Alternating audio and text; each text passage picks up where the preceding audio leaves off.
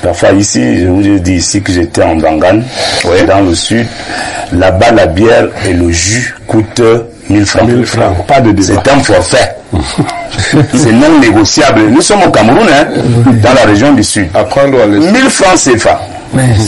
Je me suis exercé dans le Dontol. Parce que je me suis dit que c'est très lent d'imposer à un buveur de bière une bière à 10 francs et quelqu'un qui peut boire 10 bières, il boit 10 bières à 10 000. Ce matin, le thème porte justement sur cette année 2025. Une question, peut-elle être meilleure? Bernard Ouna, c'est vrai que nous en parlons, nous rions, on peut sourire, mais ce n'est pas de gaieté de cœur de dire à ceux qui nous regardent ce matin que l'année 2025 sera encore plus rude que l'année 2024. Depuis une quinzaine d'années, chaque année qui finit, on annonce celle qui suit être plus rude. Mais est-ce qu'on va encore arriver à une époque où on dira que nous sommes en train d'achever avec une année, et l'année qui se suivra sera meilleure? Or, on ne le dit pas au hasard, on regarde d'un certain nombre d'indicateurs. L'année 2025 sera très très difficile pour les Camerounais. Décidément. Très difficile.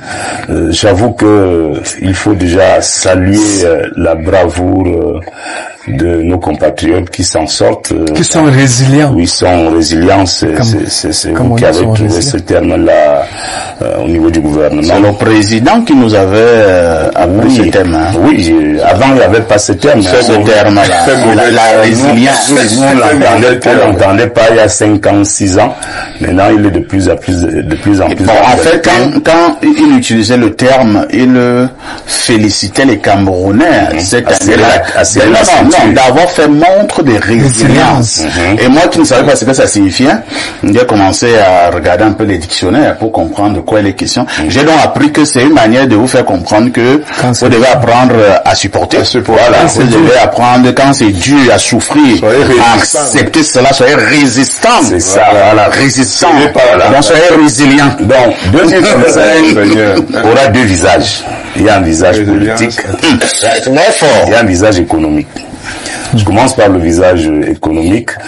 Parfois ici, je vous ai dit ici que j'étais en Bangan, dans le sud. Là-bas, la bière et le jus coûtent 1000 francs. 1000 francs, pas de débat. C'est un forfait. C'est non négociable. Nous sommes au Cameroun, dans la région du sud. 1000 francs CFA. Je me suis exercé dans le Dontol. Parce que je me suis dit que c'est très lent d'imposer à un buveur de bière une bière à 10 francs et quelqu'un qui peut boire 10 bières, il boit 10 bières à 10 000. C'est le docteur. C'est ça. Le verre. Oui, et vous comprenez aisément, c'est 2500. Vous comprenez aisément comment fonctionnent nos frères du village, qui de moins en moins vont au champ. C'est pour ça donc que tu manges le riz, on l'enlève, parce que de moins en moins les gens vont au champ pour cultiver le macabo et le plantain, parce que violentés par le Dontol. Et les autres sachets que nous impose le gouvernement. Vous pouvez les énumérer là, ils sont nombreux. Voilà. Donc, sur le plan économique, le visage sera très très hideux. Et je vous assure que les Camerounais vont faire face à quelque chose de très difficile, parce que pour survivre, il faudra vraiment être courageux. Vous voyez, on a déjà même le riz qui est, comment vous appelez ça? Avarié, qu'on vend là, qu'on le conditionne. Je ne sais pas par où commencer. Vous voyez que le carburant va aller de 800 à 1100 à 1015 francs. Et comme il y aura non pas 15 francs, bon, 15 francs, il y aura 1100 francs, et que le gaz va aller à 8500. Parfois ici, comment on va s'en sortir pour manger? Ce sera très compliqué. Ce qui, le gouvernement, par sursis d'orgueil, pour faire en sorte que tu aies honte à Bernard. Oui. Prix que vous annoncez, là, est pompeux. Le gouvernement du Cameroun. C'est-à-dire, en 2025, donc, on n'augmente rien. Un nouveau gouvernement, ça dit qu'on raconte les choses. Le nouveau gouvernement de l'actuel. Je n'en sais rien. Voilà, donc, sur le plan politique, parfois, ici, ce sera encore dangereux. Et pourquoi? Si vous avez suivi Monseigneur Cléda, lors de sa dernière sortie, il a même annoncé le chaos.